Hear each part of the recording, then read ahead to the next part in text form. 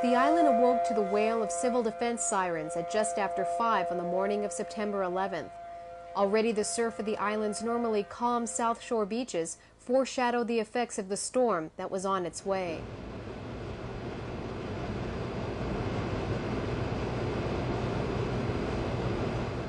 Each person on Kauai began bracing for what lay ahead, although no one could have known then the devastation that would come with Iniki's winds.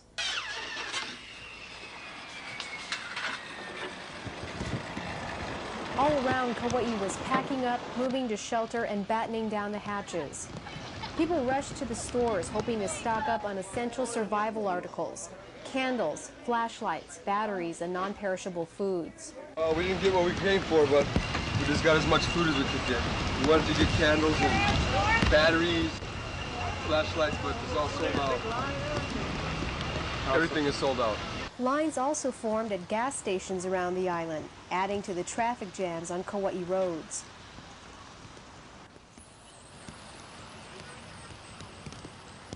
Many also realized that propane gas would be among the essentials that may be in short supply following a disaster. But the biggest line was here at Lihue Airport. While most prepared to ride out the hurricane, some headed to the airport in an attempt to get out before it hit. I would stay if you want to get out of here. Yep. I want to go home. Although inter-island air carriers kept service going as long as they could, these people did not get flights off Kauai. They were taken to the nearest evacuation center to await the approaching iniki. At just before 10 a.m., Mayor Joanne Yukimura issued a statement via Kong radio station saying Kauai was going to bear the brunt of Hurricane Iniki. The storm will impact Kauai's coast at approximately 1 p.m. or sooner today. Presently, Kokei and McBride Sugar Company are experiencing gale force winds. The civil defense sirens sounded for the last time at 11 a.m. By then, the last few cars were making their way to homes or shelters. Hurricane Iniki was on its way.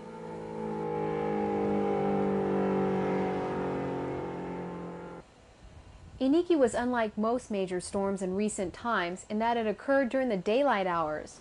This, coupled with the popularity of home video cameras, made the Iniki experience possibly the most well-documented storm in history.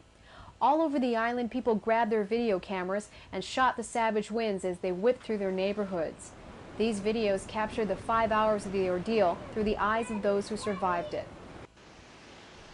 Mike Garton was with some of his friends at the Kapa'a Sports Villas, and he watched as the storm made its imprint upon the landscape.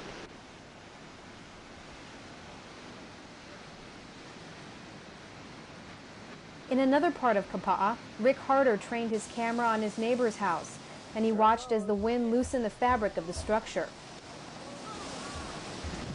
All over the island, as people peered out at the winds, they listened to the radio for any information that could aid in their safety. The word iniki, we were told, means a sharp, piercing wind, a pinch, or more poetically, the pangs of love. And true to its name, this sharp, piercing wind caused broken hearts all over Kauai, as people saw their homes and everything they had destroyed. This footage was shot by Paul Miranda in Koloa, who, with his family members, watched their neighborhood being torn to pieces.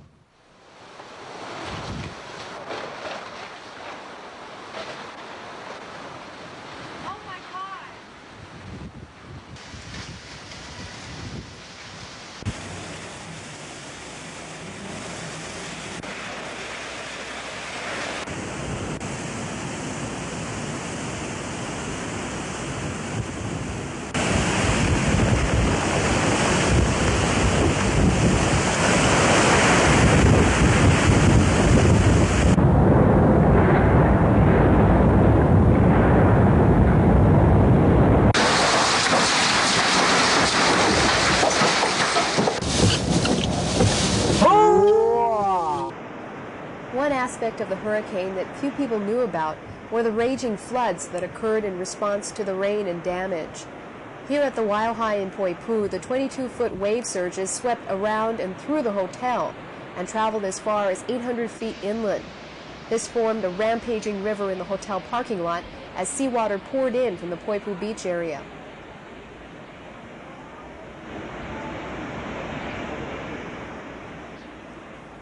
Other major flooding occurred in Upper Waimea Valley. This is never-before-seen footage of the destructive waters that came with the winds.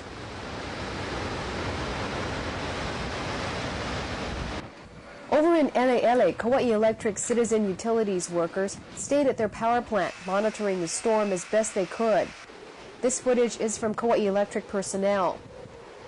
At one point, workers tried to secure a door to a warehouse from what appeared to be some unearthly monster forcing its way in.